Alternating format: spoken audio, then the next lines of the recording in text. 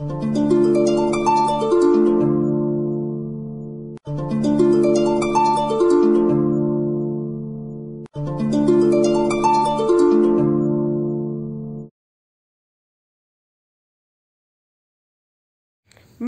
Welcome to Manu's kitchen. இன்றைக்கி மானுஸ் கிச்சனில் நம்ம இன்றைக்கி பார்த்திங்கன்னா ஒரு 1000 சப்ஸ்கிரைபர் ஆஃப்டர் லாங் கேப்க்கு அப்புறம் நம்ம ரீச் ஆகிருக்கோம்.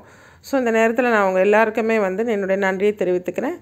அதை முன்னிட்டு ஒரு தேங்க்ஸ் சொல்கிற மாதிரி ஒரு ஸ்வீட் வீடியோ தான் நம்ம இன்றைக்கி பார்க்க போகிறோம். பாசிப்பருப்பு ஸ்வீட் பண்ணியிருக்கோம். ஸோ இந்த பாசிப்பருப்பு ஸ்வீட் பார்த்திங்கன்னா ரொம்ப சிம்பிளான வீடியோ தான் இது. ஸோ ஒரு கப்பு அளவுக்கு நம்ம பாசிப்பருப்பு இன்றைக்கி எடுத்திருக்கோம். அதாவது மூன் தால், அதாவது தோல் எடுத்தது இது.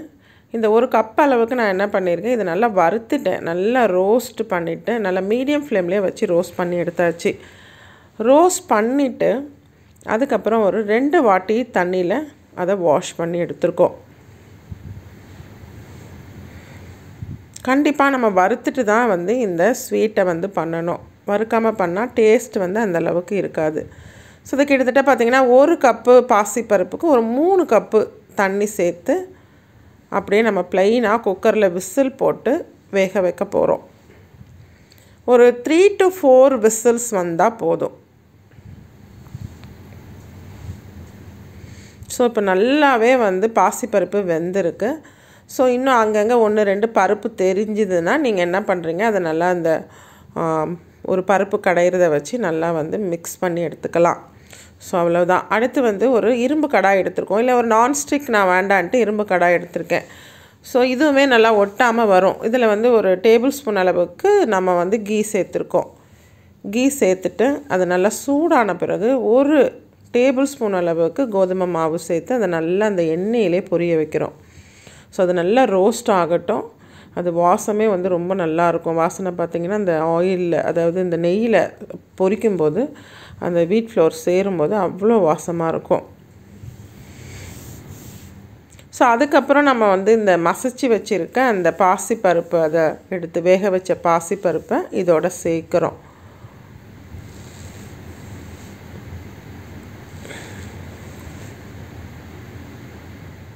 ஸோ இப்போ பார்த்திங்கன்னா கன்சிஸ்டன்சி இந்த மாதிரி இருக்கும். இதை வந்து நம்ம மிக்ஸ் பண்ணிக்கிட்டே இருக்கணும். இந்த நேரத்தில் உடனே வந்து நம்ம சர்க்கரையை சேர்க்க வேண்டாம். இன்னும் கொஞ்சம் திக்கு கன்சிஸ்டன்சிக்கு வரட்டும். இது கைவிடாமல் அப்படியே நம்ம மிக்ஸ் பண்ணிக்கிட்டே வரணும். இல்லாட்டி நம்ம வந்து பார்த்திங்கன்னா அடி பிடிச்சிரும். நம்ம நான்ஸ்டிக் பேனில் பண்ணலை, நம்ம நான்ஸ்டிக் யூஸ் பண்ண வேண்டாம் அப்படின்ட்டு இரும்பு கடாயில் பண்ணுறோம். இரும்பு கடாயில் பண்ணும்போது இன்னும் சீக்கிரமாகவே வந்து குக் ஆகிடும் உங்களுக்கு. ஸோ இப்போ சீக்கிரமாகவே நல்லா கெட்டி பட்டுருச்சு பாருங்கள். ஸோ இந்த மாதிரி கெட்டி படுற ஒரு கன்சிஸ்டன்சி வந்த உடனே நம்ம தேவையான அளவு சர்க்கரையை சேர்த்துடலாம். அதாவது கிட்டத்தட்ட பார்த்திங்கன்னா இதுக்கு வந்து ஒரு 1.5 கப்பு நீங்கள் வெல்லமும் சேர்க்கலாம், ப்ரௌன் சுகரும் சேர்க்கலாம். நான் இந்த இடத்துல வெல்லம் சேர்க்காமல் ப்ரௌன் சுகர் சேர்க்குறேன். ப்ரௌன் சுகருமே நல்லா டேஸ்ட்டாக இருக்கும். நான் பார்த்திங்கன்னா இன்றைக்கி வந்து ஒரு கப்புக்கும் குறைவாக, அதாவது ஒரு கப்பு பாசிப்பருப்பு எடுத்திருக்கோம். நீங்கள் ஈக்குவலாகவும் ஒரு கப்பு சுகர் போட்டுக்கலாம். நான் வந்து 3/4 கப்பு தான் போட்டிருக்கேன். இந்த அளவுக்கு ஸ்வீட் போதும். இந்த அளவுக்கு ஸ்வீட்டே ரொம்ப நல்லாயிருக்கும். நீங்கள் நல்ல ஸ்வீட் சாப்பிட்றவங்க அப்படின்னா நீங்கள் 1 கப்பு இல்லைன்னா 1.5 கப்பும் சேர்த்துக்கலாம்.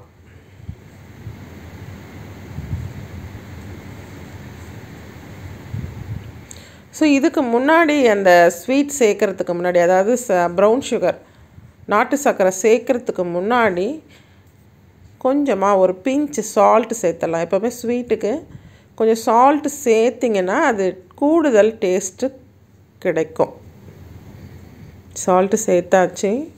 இதை நீங்கள் பனங்கற்கண்டுலையும் செய்யலாம். பனங்கற்கண்டை நல்லா மிக்சியில் வந்து ஒரு நல்லா ஒரு 2-3 பிளெண்டு கொடுத்து நல்லா பவுட்ராக்கி அதுக்கப்புறம் நீங்கள் வந்து தண்ணியில் போட்டு அதை வடிகட்டி அதுக்கப்புறமும் நீங்கள் இதில் வந்து ஆட் பண்ணி செய்யலாம். இல்லை கல், மண், திப்பி எதுவுமே பனங்கற்கண்டில் இல்லை, நல்ல குவாலிட்டியாக இருக்குன்னா டேரெக்டாகவும் இதில் வந்து ஆட் பண்ணிக்கலாம். ஆனால் பவுட்ரு பண்ணி மிக்ஸி ஜாரில் பவுடர் பண்ணி சேர்க்கணும்.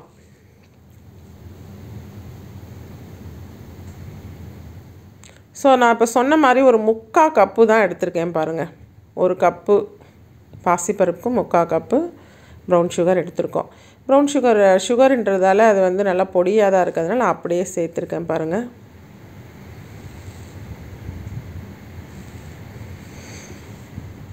ஸோ இப்போ வந்து நல்லா திக்கு கன்சிஸ்டன்சிக்கு அந்த சுகர் என்ன ஆகும், நல்லா மெல்ட் ஆகி நல்ல ஒரு ஃப்ளேவருக்கு வரும் இப்போது.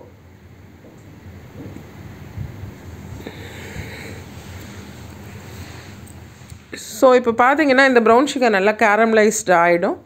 ஸோ அதோட அந்த பருப்போடு சேரும்போது இன்னும் வந்து டேஸ்ட்டு பார்த்திங்கன்னா நல்ல ஒரு ஃப்ளேவரை வந்து கொடுக்கும். ஸோ இதை நல்லா இப்போவுமே நம்ம கைவிடாமல் வந்து அப்படியே கிண்டி விட்டுக்கிட்டே இருக்கணும். இது வந்து பார்த்திங்கன்னா அடுப்பு பார்த்திங்கன்னா மீடியம் ஃப்ளேமில் வச்சுருங்க. லோ ஃப்ளேமில் வச்சாலுமே ஓகே, இல்லை அடி பிடிச்சிரும் அப்படின்னா அந்த டேஸ்ட் வந்து மாறிடும்.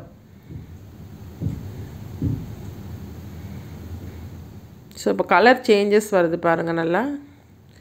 இந்த இடத்துல நீங்கள் வேணும்னா கொஞ்சம் கேசரி பவுடர் வேணும்னா ஆட் பண்ணிக்கலாம். நான் கலர் எதுவுமே ஆட் பண்ணல. இல்லை சாஃப்ரான் வந்து கொஞ்சம் 1-2 அந்த மாதிரி நீங்கள் சேர்த்துக்கிட்டிங்கன்னா கலருமே நல்லா கொடுக்கும்.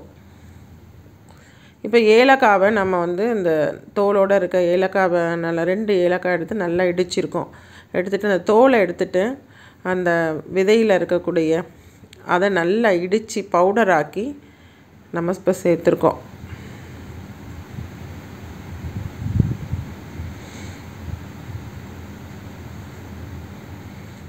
இது வந்து இந்த பாசிப்பருப்பு இந்த ஸ்வீட் அல்வாவுக்கு ரொம்பவே வந்து வாசனையை கொடுக்கும்.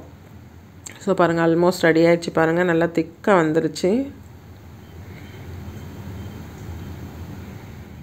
ஸோ இந்த 1 டேபிள் ஸ்பூன் கீ சேர்த்தாலே போதும், அதுவே வந்து ரொம்ப டேஸ்ட்டாக இருக்கும். இல்லை நான் நல்லா நெய்யை ஊற்றி கிண்டி அது பிரிஞ்சு வரும் பாருங்கள், அந்த மாதிரி ஸ்டேஜ்லேயும் நீங்கள் எடுத்துக்கலாம். நான் வந்து இன்றைக்கி அந்த 1 ஸ்பூன் சேர்த்துட்டு இப்போ ஒரு திக்கு கன்சிஸ்டன்சி வந்த பிறகு இன்னும் வந்து 1 டேபிள் ஸ்பூன் அளவுக்கு கீயை வந்து சேர்க்குறோம். ஸ்வீட்டுன்றது நம்ம அக்கேஷனலாக தான் சாப்பிட்றோம், அதனால் வந்து நெய்யை வந்து தாராளமாக நீங்கள் வந்து சேர்த்துக்கலாம். ஸோ பாருங்கள், இப்போ அப்படியே நல்லா பிரிஞ்சு வருது பாருங்கள். அந்த கீ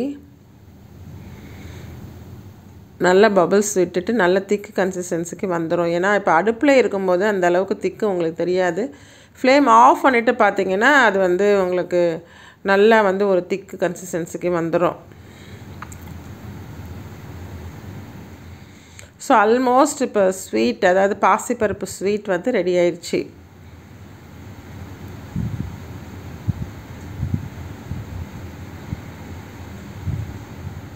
ஸோ மிச்சம் இருக்க ஏலக்காய் பொடியும் நம்ம வந்து இதில் சேர்த்துட்டோம். நல்லா கம வாசமாக வந்துட்டுருக்கு.